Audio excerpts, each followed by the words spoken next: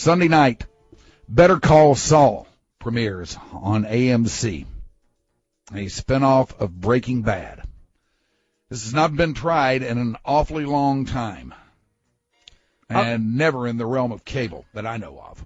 I love the concept of the spinoff because the risk factor is unbelievable. Now it is. It seems like back in the day, though, that, as you were saying earlier, that this is just something that was expected, that if you had a successful show, that eventually there was going to be some sort of spinoff.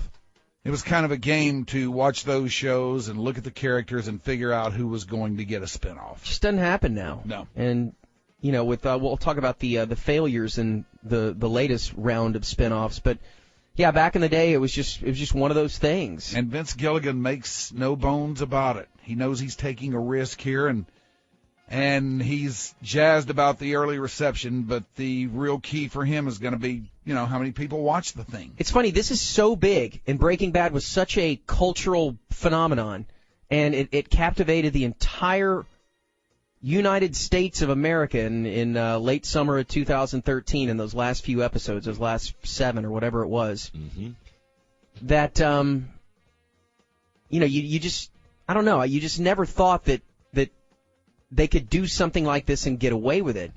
But I think now this is such a big deal, and it is such a risk that you see all these articles coming out about spinoffs, about past spinoffs and everything. And so I want to tell you guys what generally is considered the worst spinoffs, the good spinoffs, and then the best spinoffs of all time. Now, as far as just the ones that worked, and this is based on ratings, this is based on longevity. Yeah, longevity. It's based on critical acclaim, everything. Mm-hmm.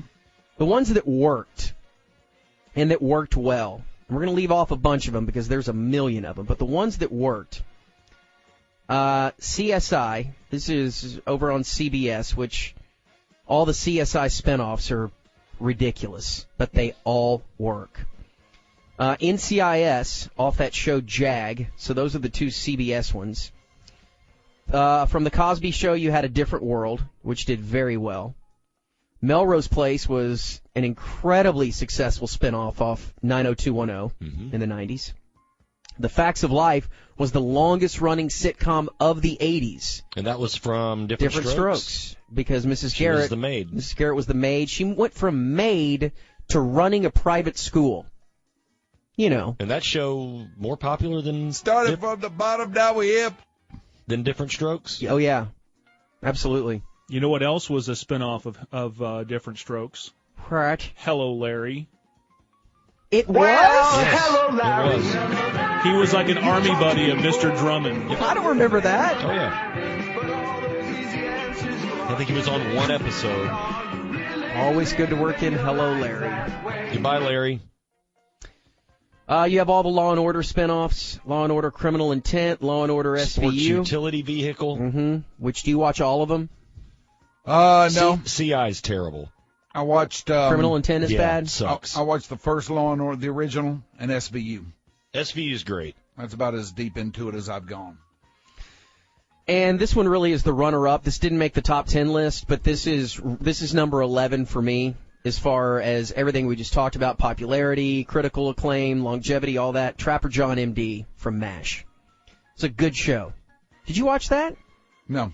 You didn't? Yeah, he lived in a house on wheels out in front of the hospital.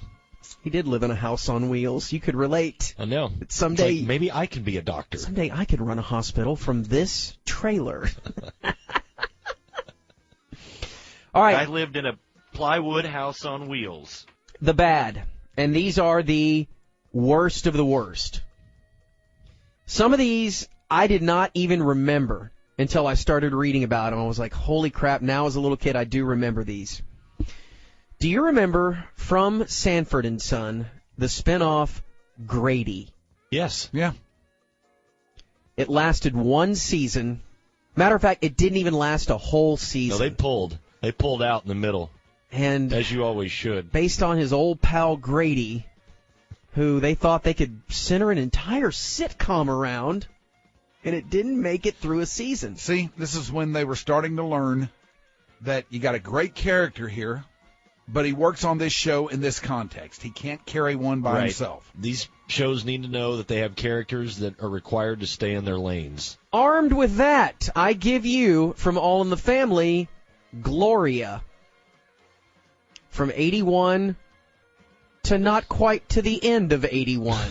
Who was Gloria, the actress? Sally Struthers? Yeah. It was? Oh, yeah. She ran like a pet store or something. She did. She did. So this was based on Archie Bunker's daughter. Oh, wow. I never watched it. No? Did you know that was around? I'm sure I remember it, but it never moved the needle for me. Terrible. From Three's Company, I give you The Ropers. No problem with The Ropers. Again, lasted one season. And conceptually, yeah, it would seem that if you were going to have a spinoff that... I thought it lasted more than one. Just one? I read one. It may have lasted I'm two. seeing two. They had Okay. Yeah, they had a great theme song, too. Where was... Well, No! What about Mr. Furley? Why couldn't you do something around him? The great Don Knotts? That would have been funny. Furley. He came second, though. The Ropers left to do The Ropers. The Ropers. And then Mr. Furley Yes. moved in. The Ropers had the great Jeffrey Tambor. That's right. That's right. I do remember that. I watched it. I know I watched that show. What, The Ropers? Yeah. Ropers was awesome. Here, listen real quick. See if you Okay. remember this. Love this theme song.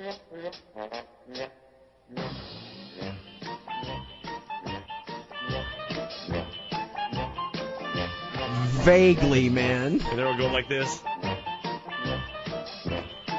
That's so bad. I love Norman Fell. Well, He's you know dancing what? with a plunger. This is very Curb Your Enthusiasm sounding. Oh, God. It had Jeffrey Tambor in it, That's too. what we just said. That's Oh, what you Ty did? just I didn't- said. I didn't Yeah, hear yeah. you. All right, that's enough of that. All right, from the Brady Bunch. Man, that sounds very familiar. Right? From the Brady Bunch, the Brady Wives. So not only did they try to have Marcia and Jan spin off, they got married and moved in together. Right. So their families all lived together trying to recreate that crap. That's smart. Stupid. This I didn't remember. From the Dukes of Hazzard. Enos. Yes. I don't remember Enos. I think it lasted like Enos. 3 episodes, right? Of all the people on that show, Enos? Mm-hmm. Enos. 3 episodes? It didn't Enos. last long, man. Right? No, it didn't last long at all. I don't think it made it a season. I forgot about this, but once I read about it, I remember it. And it's another show that, man, at the time, the character itself was almost took over the sitcom. It was so crazy popular. And then they spun him off, and boy, it failed miserably. From Cheers, I give you the Tortellys.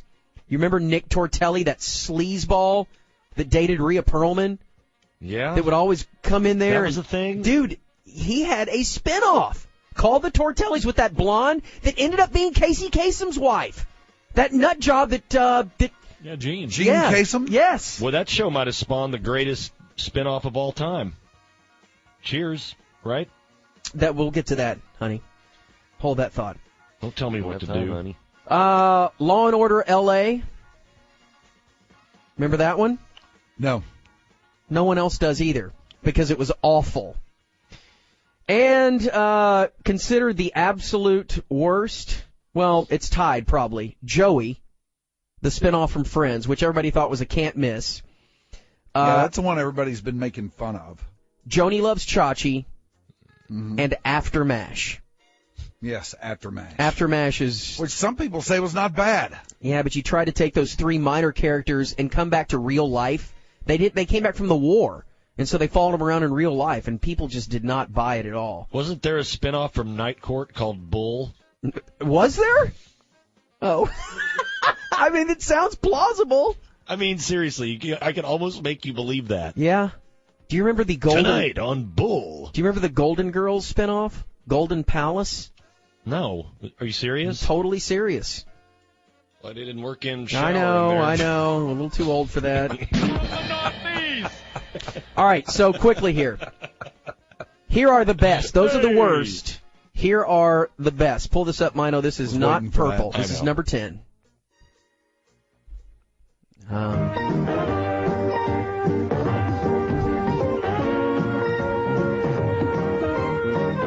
Remember? This is your generation's fault, by the way, Mike. This is the theme song to Benson. Benson, of course, a spinoff of Soap. Benson. That edgy show for its time, at least in the 70s. Were you into Soap? No. That was a big deal for your people. Boy, it Yeah, was. I know. Huge deal. I used to hear a lot of buzz about it, but I don't know. I was in bands and stuff. And then Benson spun that off into a wildly successful sitcom. My folks, that was always on Soap and Mary Hartman. Yes. Number 9.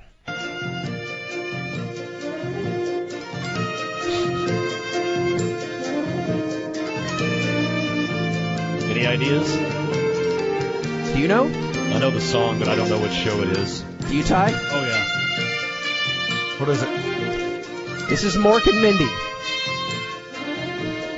Of course, spun off from Happy Days because Happy Days had jumped the shark so many times that they had to have an alien show up in Milwaukee. Mm-hmm. An alien. But the show, of course, it was Robin Williams' gateway to greatness and very well received. All right, number 8. I so think of my parents. My dad loved this show. You recognize this? I know. I recognize all of the songs, but I just don't know what show to put them to. This is the theme song to Lou Grant. Oh, yes. Lou Grant. Great show. Did you watch Lou Grant? Yeah, I did. You did? I did, yeah. Lou Grant, of course, the old curmudgeon in the Mary Tyler Moore Show, the wildly successful sitcom. And it's really this is the first of its kind to spin off a sitcom into a drama. And he is the first and only man to win Best Actor or Best Supporting Actor in a comedy and then Best Actor in a drama with the same character. That's Ed Asner he's talking about. That's an Emmy fun fact. It is an Emmy fun fact. And Lou Grant ran, some newspaper in San Francisco? Was it? Was it there or Chicago? Maybe it was Chicago. The I'm not L.A. sure. Tribune. Okay, the L.A. Tribune. All right, number 6. Hello. Another Happy Days spinoff. And wildly successful. Do you know this? No. Does he not know that? It's Laverne and Shirley, dog. Yeah. Where they were just a one-off date for Richie and Fonzie, and that turned into, it was Gary Marshall's show. His daughter's Penny Marshall. Big show. Yes, they have the date, and it's like, oh, you want a job, honey? All right, how about a sitcom? So they give them a sitcom, and the rest is history. Some of the most memorable characters ever, though. Michael McKean. Yes, it launched Michael McKean, who now, full circle, in Better Call Saul, like the third major character in Better Call Saul. Number 5.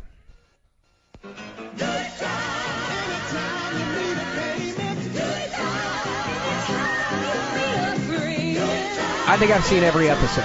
Multiple times.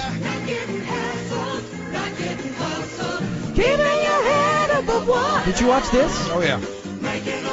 So Good Times, of course, with Florida Evans as the matriarch of the Evans family.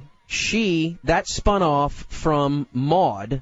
She was Maude's maid. Right? Yeah. Mm-hmm. And then Norman Lear, as he did so many times in this generation, took that and ran with it and spawned Good Times. And speaking of... Lady Godiva was a freedom rider.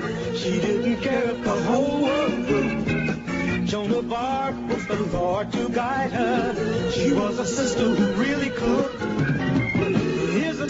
At number 5... Who's singing? Billy Preston. That's Billy Preston? Okay. At number 5 is the aforementioned Maude, which was spun off from All in the Family. Yes. As she was Archie's feminist neighbor, right? Was it neighbor? I think Maude was Edith's cousin. Oh, okay. Okay. Yeah, they were related somehow. The fact that Maude was a likable character, though, enough to have her own sitcom to me was really weird because I hated that as a kid. It's too You hated Maude, Oh, or you yeah. hated her? Way too threatening. You hated the and- show or Her. Oh, okay. She put Archie in his place. Boy, she did. And that show gave us Adrienne Barbeau, Corby. The great Adrienne Barbeau. And speaking Who of... then went on to greater things in Swamp Thing. Yeah. Two greater things. Not to mention the Sons of Anarchy. Speaking of All in the Family, God, this was just such a great time for this. Well, we're moving on up to the side. Now, this was Archie's neighbor. Yeah. And from what I remember reading, and I don't remember seeing this, of course, as a kid, but George Jefferson created so much controversy on that show, and he became such an instant favorite with the fans of that show that it was just a no-brainer to have him spin off. All right, number 3, all-time greatest spin-off. Huge. Hey, baby, I hear the blues are calling. Toss salads and scrambled eggs. And maybe I seem a bit This, of course, confused. Yeah, maybe, Frasier. But I got your pegs. Did you guys watch? Not one episode. Absolutely brilliant. Brilliant. Never liked his character on Cheers. Boy, but it took it to a new level. You would have liked it too because he's a radio host, and it's completely opposite of Cheers. They went from Boston up to Seattle where he hosted this talk show, and it was just the character itself had so many different layers. And dude, you talk about the show that won more awards than any other spinoff, Frasier, which won best sitcom 7 times. Yeah, they say this was the last really successful Yes, spinoff. wildly successful. Great show, too. Excellent. Number 2. Did you know this was a spinoff? Yeah, from was this The Andy Danny Griffith Thomas Show. show or something? Starring Andy Griffith. Is that right? Yep. Yeah. With Ronnie Howard. Also starring Don Knopf. Now, this is at a time when they planned these things. They wanted Andy Griffith to have his own show. Yeah. And the only way they figured they could make it work is to have Danny Thomas, who was part of the Danny Thomas Show and Make Room for Daddy, Yes, the second Danny Thomas mention of the show to today. show up in a little town, a fictional town called Mayberry, and get arrested by Andy Griffith. The Andy Griffith Show debuted a few months after it and beat the Danny Thomas Show in the ratings that year. It was so successful. Number 3 for that year. And number 1 spinoff of all. Any guesses? Any guesses to the number 1 spinoff of all time? Petticoat Junction? Die? Well, No! You'll just tell me to die too. All right. Oh, okay. All right. That's right, Mike. It is The Simpsons. And Mike, I'm going to stand you corrected, young man. That was the great Donny Hathaway. It was? Thought it was Billy Preston. The Simpsons, For of me. course, was a little short that ran on the Tracy Ullman Show, and the creator said, let's just take a shot and see what we got. Well, 26 years later, not only is it still on, it is still thriving. Do you know what that is, Mike? What? we just played? The Simpsons Yeah, thing? you know what that is? No. What is it? Just wondering if you knew what show it was. Oh, no, I didn't recognize it. Yeah. But yeah, there's just no denying it. It's no matter if you like the show or don't like the show. When you talk It's the most about successful these, for sure. Oh God, it's insane. Just on a lark too. Like, let's just try. Let's just see if this works. And 26 years later, and 550 episodes, it's unbelievable. Basically has its own network too, in FXX, which reruns it constantly. Yes. So there you go. There is our fun, good times with spinoffs. Good stuff, Corby.